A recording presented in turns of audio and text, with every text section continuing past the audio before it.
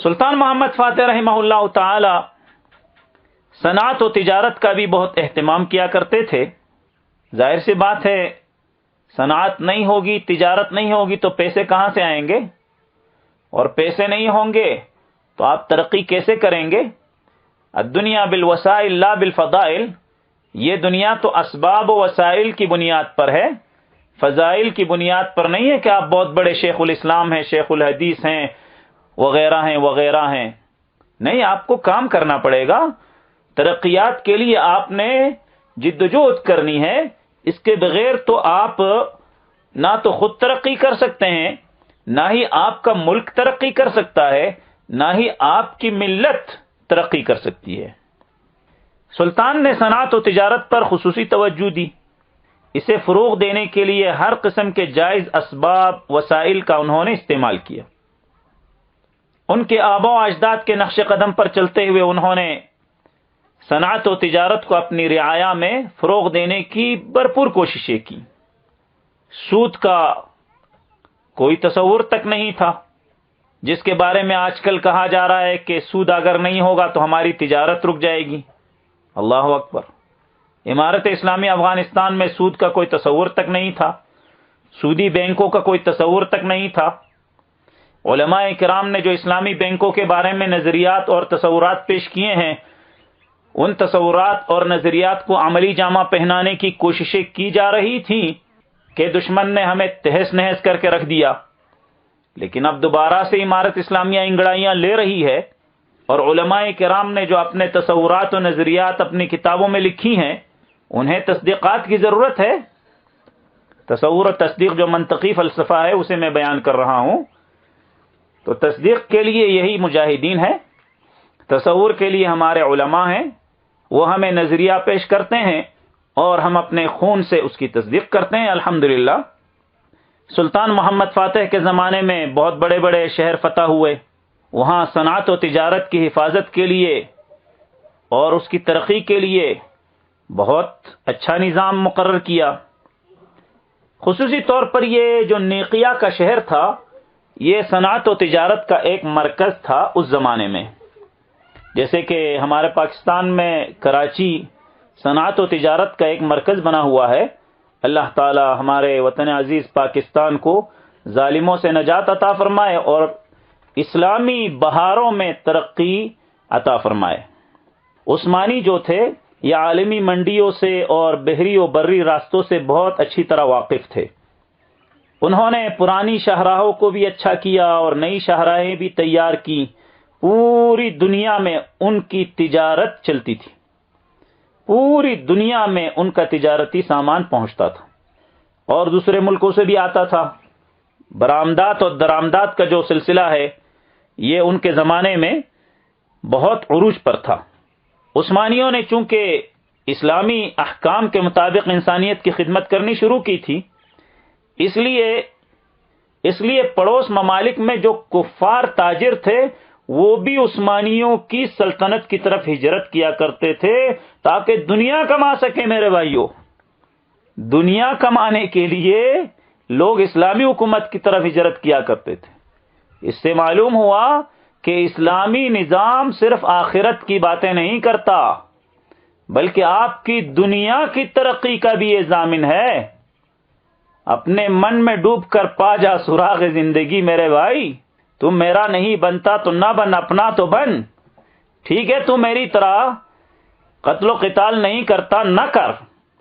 تم میری طرح جاسوسوں کے گلے نہیں کاٹتا، نہ کر. تم میری طرح اور میرے مجاہد بھائیوں اور بچوں کی طرح مشقت اور مصائب برداشت نہیں کر سکتا. نرم نرم زندگی کا تو عادی ہے، خیر ہے، کوئی بات نہیں، لیکن اپنی دنیا کی فکر تو کر. تم میرا نہیں بنتا تو نہ بن، اپنا تو بن. بس یہی ہماری دعوت ہے میرے بھائیوں، میری بہنوں. ہمیں اپنی اسلامی حکومت کے قیام اور استحکام کے لیے کوشش کرنی چاہیے. صنعت و تجارت کے میدان میں عثمانی بادشاہوں اور حکمرانوں کی جو پالیسی تھی وہ اتنی متوازن تھی، شرعی طریقوں کے مطابق تھی کہ کفار تک متاثر تھے. پوری سلطنت میں دولت کی ایک ریل پیل تھی.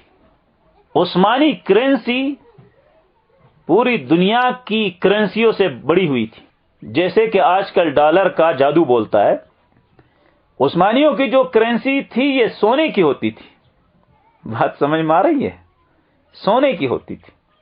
اسلامی حکومت کی دعوت دینے والے آپ کو صوفیت کی یا خلوت نشینی کی یا غاروں میں پناہ لینے کی دعوت نہیں دیتے میرے بھائیو.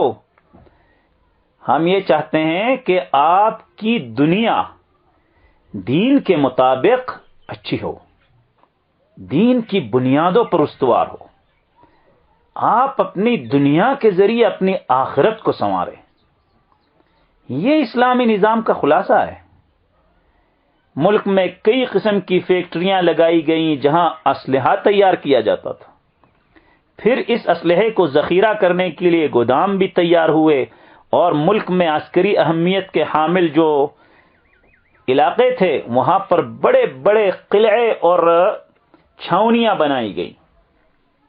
یہاں اس مقام پر میں اپنے افغان طالبان کو اور پاکستانی طالبان کو اور پوری دنیا میں جہاد میں مصروف مجاہدین کو یہ نصیحت بھی کرنا چاہتا ہوں، اگرچہ میں اس نصیحت کے لائق نہیں ہوں، لیکن نصیحت کرنے کے لیے لائق ہونا ضروری نہیں ہے، صرف امین ہونا ضروری ہے.